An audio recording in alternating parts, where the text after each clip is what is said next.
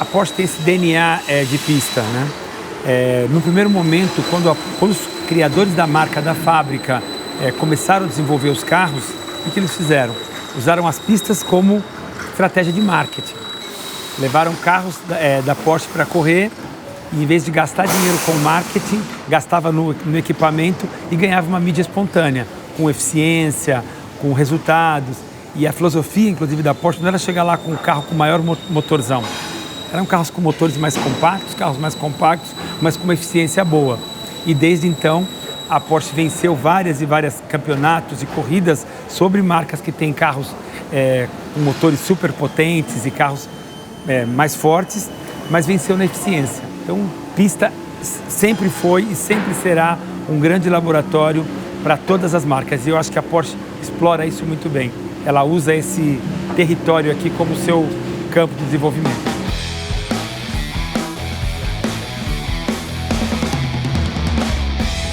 Olá, pessoal! Hoje a gente começa uma série incrível de 12 programas para mostrar para todos os fãs da Porsche Cup como foi o desenvolvimento da maior categoria monomarca do Brasil ao longo desses 15 anos de história.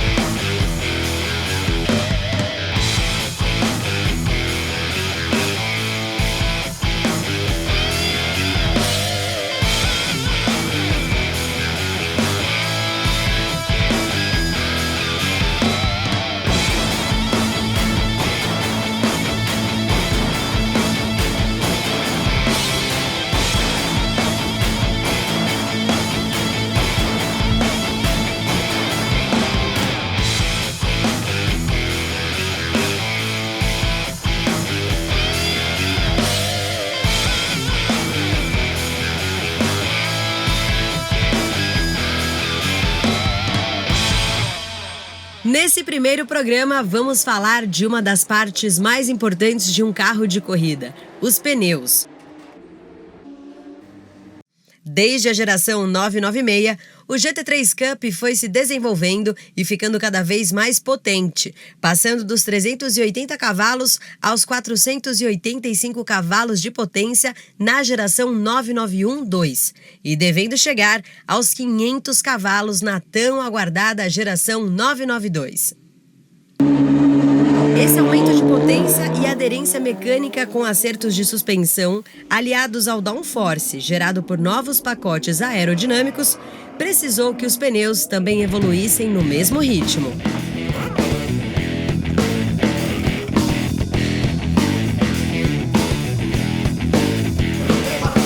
Uma volta entrando, a terceira volta. A reação dele começou a ficar um pouco traseiro, porque aí eu vou ter corrida. Um pouquinho traseiro, principalmente saída de curva. Hã? Traseiro Na tração.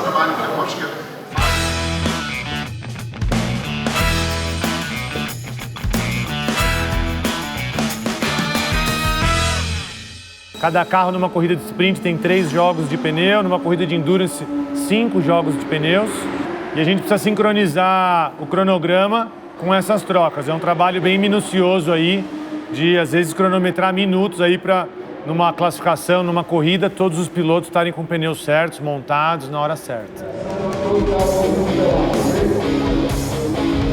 Esse final de semana aqui é um final de semana de corrida endurance, né?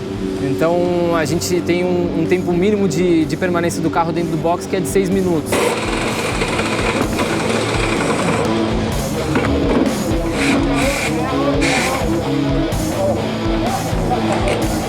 Para treinamento, a gente promove algumas disputas aqui entre os mecânicos, de quem faz a troca mais rápida, tá? É isso aí, a troca de pneu, abastecimento e acerto do carro, regulagem nessa faixa aí de 2,5 minutos a 3 minutos ali, num dia de corrida, no real.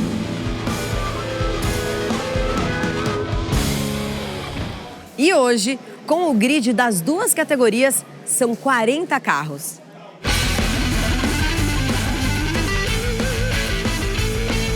Sem voltas no final da prova, quem vai com você, Renata?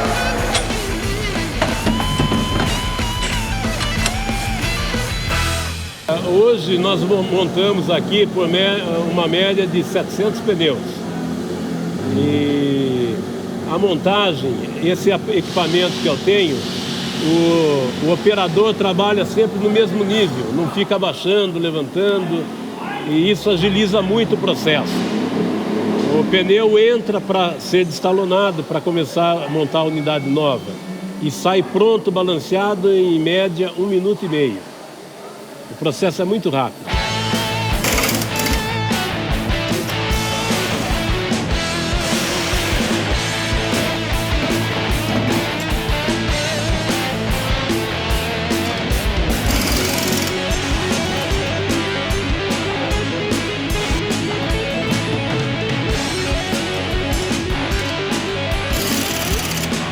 Essa fila que está se formando aqui são dos carros que terminaram o treino livre e estão se preparando, montando o pneu zero para o treino classificatório. A gente divide a nossa linha de montagem entre pneus dianteiros do lado esquerdo e pneus traseiros do lado direito.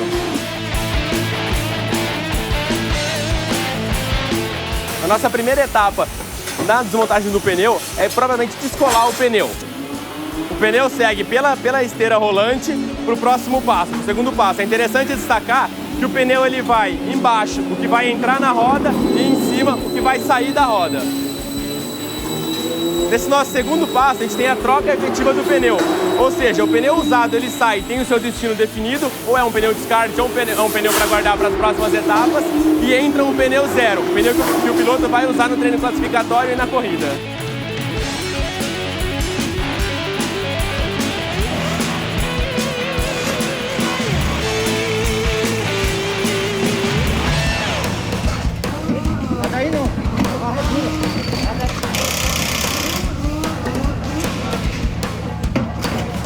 Finalizada a nossa troca efetiva do pneu, a gente vem para a etapa de colar o pneu no aro.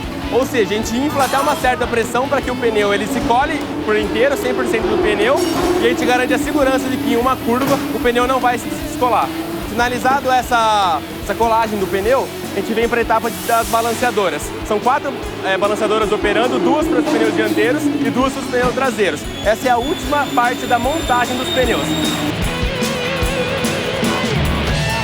Agora imagina você dentro do carro, olhando para a brisa, recebendo os primeiros pingos, sem saber qual a real condição de aderência.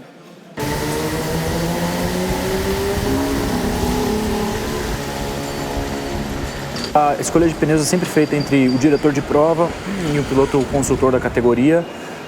É uma análise feita a 2 mãos. Normalmente, quando a gente está na dúvida se é um pneu de chuva ou um pneu slick, a gente utiliza um carro de teste, vai na pista com um piloto profissional para conseguir medir se a pista demanda um pneu de chuva ou se a pista demanda um pneu slick. A gente, obviamente, não tem controle sobre o clima, mas a gente normalmente tem ali alguns feelings que o carro passa para a gente quando é o momento de sair do pneu slick para o pneu de chuva e vice-versa. É muito difícil, às vezes, você está exatamente na mosca. Quando você acerta, normalmente o resultado é muito bom, mas quando você erra, o resultado é péssimo também.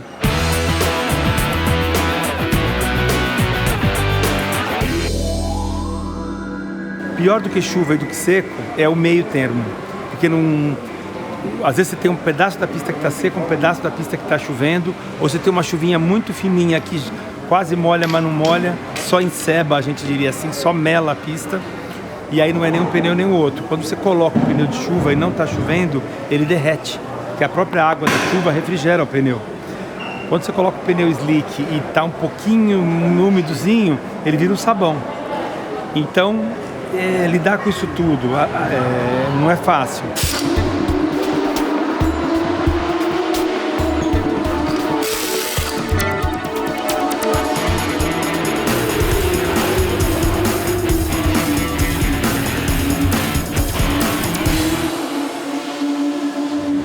parece a bem escorregadia entre o lago e o laranja, aquela curva para a esquerda, sabe?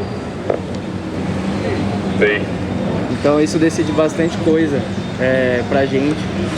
Se vai sair realmente com slick ou se vai colocar o de chuva. Por isso que eu deixei o carro no alto. O piloto ele não escolhe como que ele vai sair, né? A direção de prova ela avalia o estado da pista e todos os pilotos têm que sair com o mesmo pneu. Então a gente não decide isso. Então ele lá de fora vai observar isso e vai dizer, olha, vai todo mundo com pneu de chuva ou vai todo mundo de pneu de seco. O que muda é que na hora que a gente troca o pneu, você tem que mudar totalmente o setup do carro. A gente já recebeu a determinação por parte da direção de prova, que vai ser condição de chuva. Então a gente já está alterando os pneus e tem alguns outros ajustes que a gente faz para condição de chuva, que a gente já está dando início nesses trabalhos. Tem a asa do carro, o aerofólio, a gente vai colocar aí um carro de chuva, vai deixar ele mais alto, para ter mais freada, e a barra é ajuste ao amortecedor para deixar o carro mais duro ou mais mole.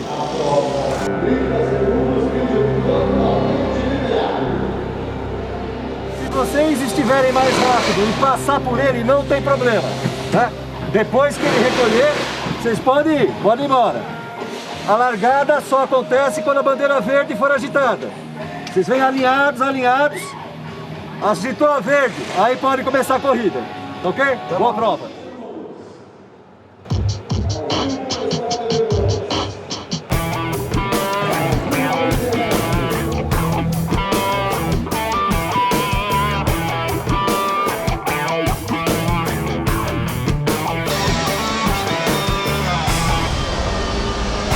Se você olhar, parece é uma escama de peixe, então o pneu ele roda nesse sentido. Então ele encontra água por aqui e escorre.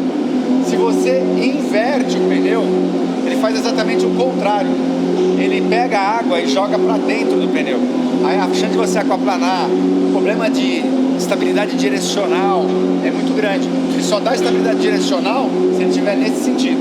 Se ele estiver no sentido contrário, ele começa a puxar a direção para um lado, puxar a direção para o outro. Puxa para um lado na aceleração, puxa para outro na frenagem. E o risco, se você tiver muita água na pista, você aquaplana. Desempenho ali? Complicado, hein? Essa vai ser um caso para câmera on-board, meu Deus.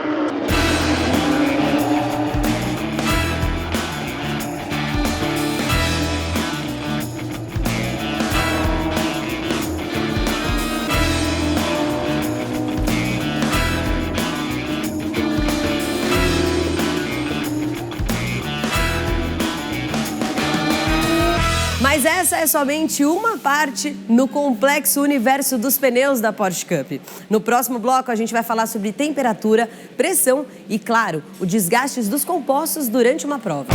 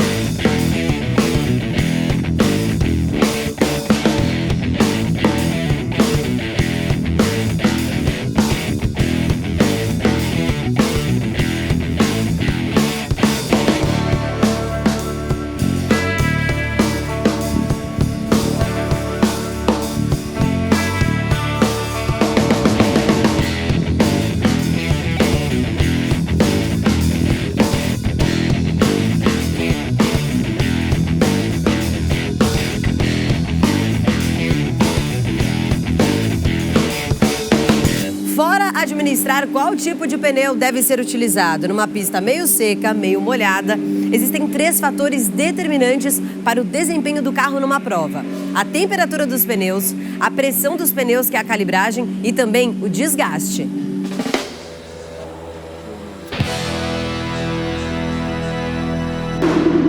O básico do acerto, né, quando a gente coloca o pneu de chuva em comparação ao pneu slick, que é o de seco, a gente muda a relação do freio, né? Então, quando a gente coloca os pneus de chuva, a gente joga o freio todo para trás. que é um balanço do freio. Por quê? Porque na chuva, por causa da falta de aderência, da falta de gripe, né, da água com a borracha, as rodas dianteiras ficam mais propensas a travar. E o nosso carro não tem freio ABS. Então, a gente precisa jogar o freio lá para trás para equilibrar um pouco mais o freio e o carro frear com as quatro. Ele assenta junto, diferente do seco. Quando a gente dá no freio, né, a gente chama de dar a patada no freio, o carro empina, né, embica, na verdade, e você para mais com as rodas da frente. Na chuva a gente tem que jogar para trás, porque aumenta muito a probabilidade de travar a roda dianteira, né? E se travar a roda dianteira, a gente perde o controle do carro.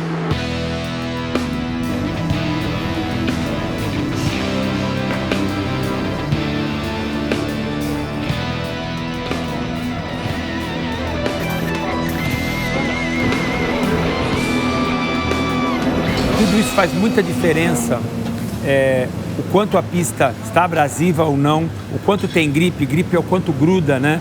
De fato, o pneu no chão, a temperatura, a velocidade nas curvas e até um pouco também, do estilo de pilotagem de cada piloto. Então, complicado disso tudo é você reunir isso tudo numa receita perfeita. Ou seja, pressão, geometria do carro, temperatura externa, condições de pista, e composto do pneu.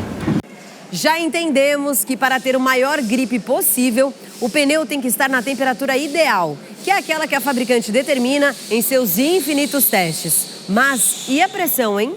Olha, na verdade, uma coisa básica em relação a esse quesito temperatura-pressão, um pneu quando ele está frio, a temperatura do pneu está frio, a pressão sobe muito mais. Então a calibragem de pneu frio ela é bem mais baixa do que a calibragem do pneu já quente. A partir do momento que o pneu já está na sua temperatura mais ou menos normal, dali para frente a pressão não sobe tanto. Então a gente tem basicamente duas pressões que a gente chama, pressão fria e pressão quente. Pressão fria para um pneu frio, que a pressão sobe muito mais, e a pressão quente para um pneu que já está andando, para no box para fazer algum acerto no carro e volta com o mesmo jogo de pneu, dali para frente a gente sangra, né? Tira um pouco da pressão, pouca coisa só para não passar da pressão máxima, mas dali para frente ela se torna muito mais constante.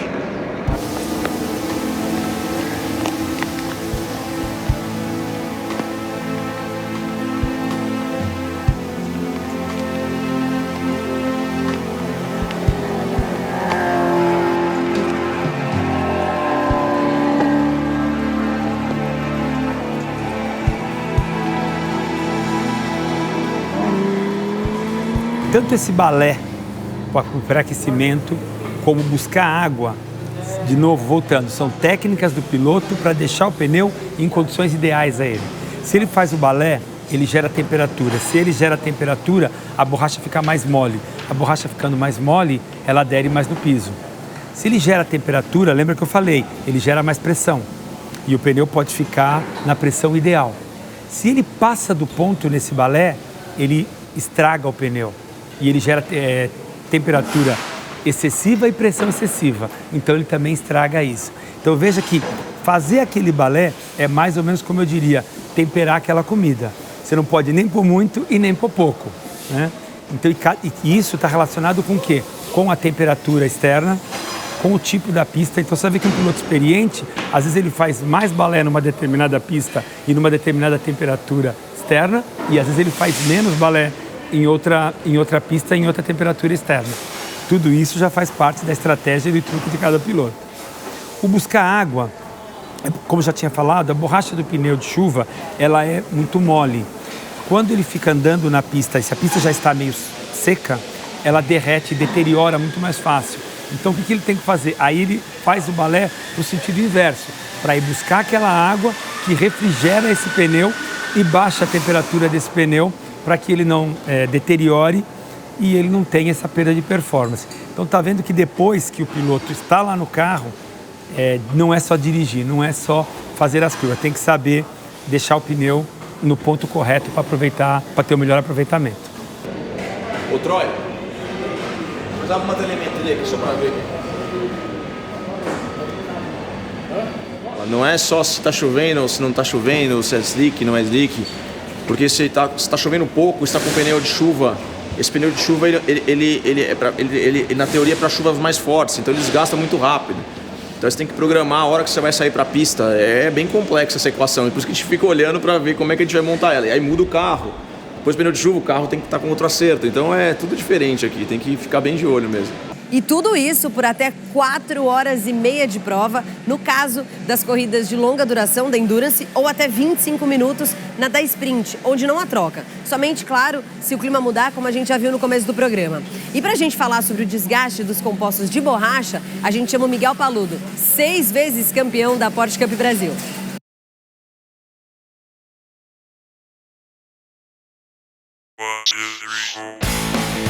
Estou com as iniciais dos familiares, né, na traseira do carro, e a inscrição Minha Vida São Vocês. E agora vem de novo o Framara para cima do Renan, toma de novo, fechada de corte, eles fazem, opa, não era por aí não, Marco Billy, cuidado, Marco Billy, tem bandeira para o Nelson Marcondes, ou até do Nelson Felipe, aí o momento que é todo dele no topo do mundo.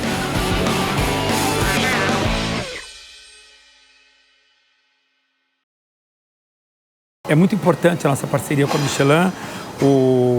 Todos os outros campeonatos Porsche, ou a grande maioria dos outros campeonatos Porsche no mundo, usam o pneu Michelin. E a gente, para estar alinhado com o que a Porsche tem de standard no mundo, estamos com o Michelin também. Vale a pena falar que nós já utilizamos pneus da Pirelli, que são ótimos pneus também. Tivemos uma parceria também muito legal com eles. E migramos para a Michelin para estar no guide oficial da Porsche. Mas é o pneu que eu tenho mais afinidade, que funciona melhor com o Porsche, que tem uma ótima durabilidade. Então, é o que a gente tende a continuar por mais alguns anos.